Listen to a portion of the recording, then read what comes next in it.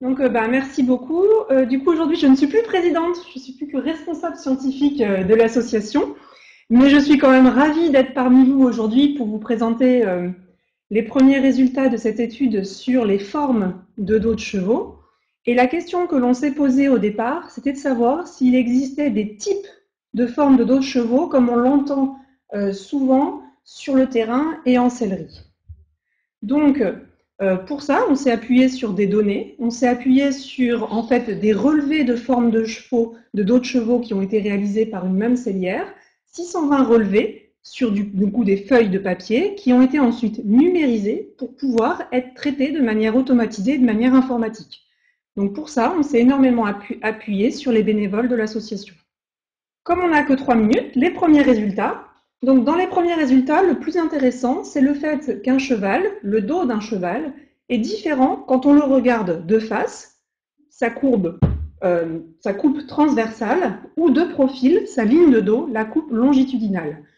Quand on dit différent, ça veut dire en fait que ces deux courbes, quelles que soient les mesures que l'on prenne dessus ou les indicateurs, elles ne sont pas corrélées. Ça veut dire par exemple que si l'on observe un cheval de face qui est particulièrement gros ou particulièrement rond, ça ne veut rien dire sur ce qu'on va voir une fois qu'on sera de profil. Il pourra avoir un fort garrot ou un petit garrot.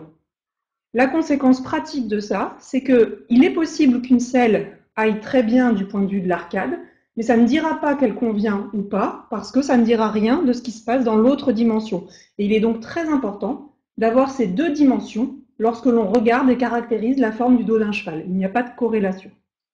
Le deuxième point, c'était la question de savoir s'il y avait des morphotypes, des formes de groupes, des groupes de chevaux qui avaient des dos de la même forme. Ce que l'on observe, c'est que quelle que soit l'analyse que l'on fait, quelles que soient les variables que l'on regarde, on n'observe pas de groupe statistique. Ça ne veut pas dire qu'il n'y a pas des morphologies plus difficiles à sceller, mais ça veut dire que toutes les combinaisons sont possibles, avec certaines plus fréquentes, dont des dos plus typiques, et certaines moins fréquentes, donc des dos moins typiques. Pour les perspectives, on en a plusieurs. Je vais juste en présenter une très rapidement.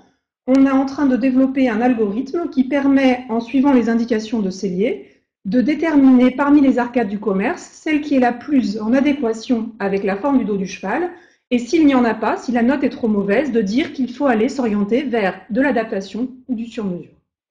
Je termine en remerciant d'abord toutes les personnes qui ont participé à ce projet, parce que c'est un projet qui est porté par énormément de bénévoles, et aussi par remercier l'IFCE qui a financé une partie du projet. Merci Aude pour cet exposé. Il doit y avoir des questions. Je sais que les questions d'adaptation de selle sont assez récurrentes parce qu'elles sont importantes pour le bien-être de nos chevaux. Donc merci pour cette étude. Alors quel est le modèle de dos classique moyen Aude, tu as parlé des extrêmes et d'un moyen. Quel est du coup le morphotype classique? Alors, j'ai pas pris les valeurs là parce que j'ai fait. En fait, c'est sur la courbe de droite là, enfin sur le graphe de droite. Ce seront ceux qui sont au centre, c'est-à-dire qu'ils ont une ouverture entre guillemets de dos qui est moyenne et qui correspond à peu près effectivement aux arcades moyennes qui sont proposées par les selliers, et une ligne de dos qui elle aussi est moyenne. Alors sur le graphe en fait, vous voyez des courbes en pointillés rouges, et ça correspond le dos au centre.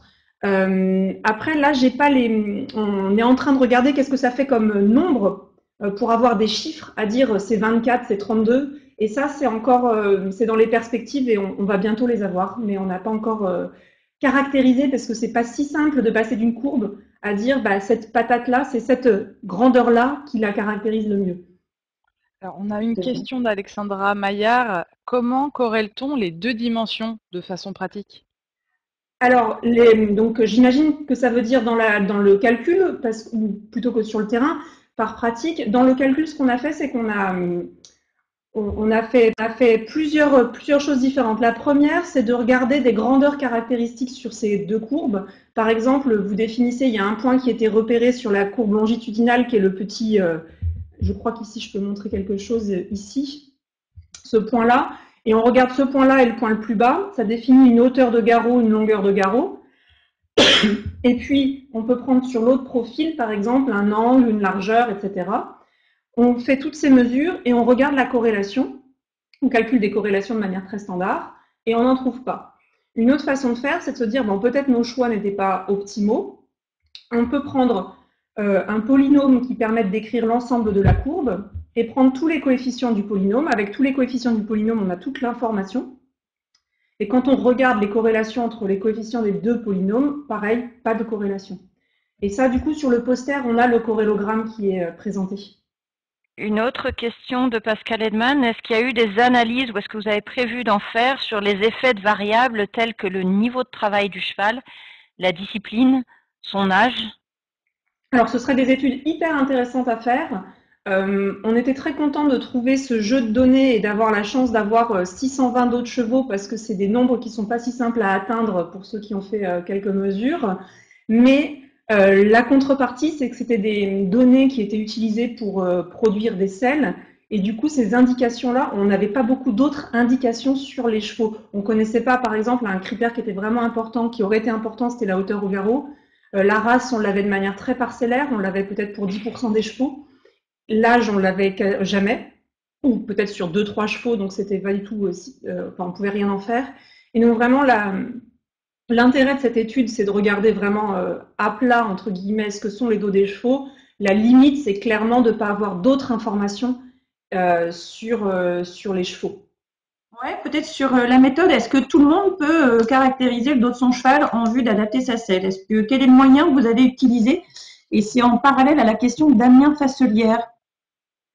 Alors, la façon de réaliser les mesures, c'est avec une règle flexible. Alors, il y a différents modèles de règles flexibles et les selliers ont des choses un tout petit peu plus, par exemple, celle qui est fournie par Prestige, on l'a trouvée un peu plus simple à l'usage que celle-ci. Donc, ce qu'on n'a pas encore fait, c'est de dire quelle est l'incertitude tolérable pour pouvoir caractériser, pour pouvoir dire que le cheval est comme ceci ou comme cela. Parce que pour le moment, c'est la même personne qui a fait toutes les mesures. Et on s'était rendu compte lors d'essais préliminaires que quand c'est des amateurs qui font ces mesures, elles sont pas forcément, la reproductibilité d'une fois sur l'autre et pas, alors dire que c'est bon ou pas bon, ça, il faut un critère et du coup ce critère, on l'a maintenant en regardant la diversité, mais on n'a pas refait cette analyse de se dire qu'est-ce qu'on est capable de différencier comme type de dos quand on est en amateur. Il y a des choses, donc c'est certain qu'on peut prendre des mesures. Ces mesures-là, elles peuvent nous dire des choses.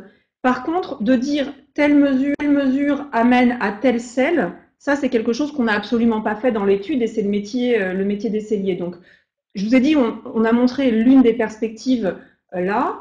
Dans les autres perspectives, c'est évidemment, et c'était le projet aussi au départ, de pouvoir faire un petit guide en quelques pages pour dire voilà comment faire des mesures pour des amateurs. Et maintenant, l'exploitation de ces mesures derrière, elle sera toujours à faire en lien avec des professionnels de la sellerie, en tout cas, c'est ce que l'on pense. Bien sûr. Donc, un moyen assez simple et efficace d'interagir avec son sellier en vue d'avoir une bonne selle adaptée pour la santé de nos chevaux, parce qu'on voit pas mal de choses. Merci beaucoup, Aude. On va devoir clôturer donc cette session qu'apprend-on sur ces 600 dos de chevaux.